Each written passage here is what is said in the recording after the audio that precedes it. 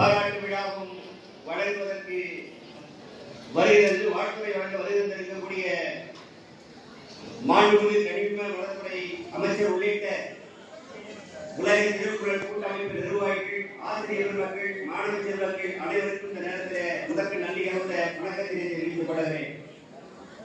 சிவகங்கை மொழியிலே நாங்கள் பேசுவதிலே பெருமைப்படுகிறோம். முதலில் 1952-53 டால்மியாபுரம் இருந்த சொல்லை மாற்றி கள்ளக்குடி என்று போராட்டம் பேர் வைக்க வேண்டும் என்று போராட்டம் நடத்தி சிறை சென்றவர்களே கண்ணதாசன் ஒருவர். அந்த கண்ணதாசனுடைய பெயரிலே உள்ள இந்த மண்டபத்திலே இந்த நிகழ்ச்சியை வைப்பதிலே நாங்கள் பெருமைப்படுகிறோம்.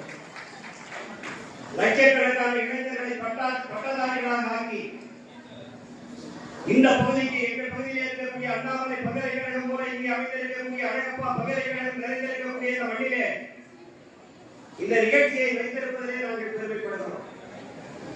உலக திருக்குறள் கூட்டமைப்பு சார்பிலே அழைப்பை ஏற்று நம்முடைய அமைச்சரவர்கள் இங்கே வருகிறார்கள். யார் வருவார்கள் என்று உலகம் எதிர்பார்த்திருந்ததோ அவர்கள் வரவில்லை.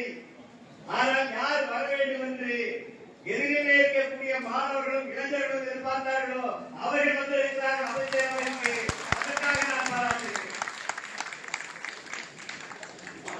நான் சென்ற 2 நிகழ்ச்சிகளிலே திருவண்ணாமலை நிகழ்ச்சியாளருக்கு முன்பாக இருந்த நிகழ்ச்சிகளிலே முதலிலே அரசாங்கத்தை தான் நான் பாராட்டினேன்.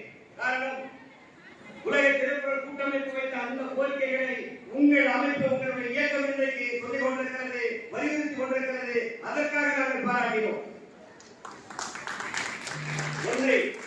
முதலிலே நம்முடைய தமிழக முதல்வர் அவர்கள் பிரதமர் மோடியை சென்று டெல்லியிலே சந்திக்கிறார்.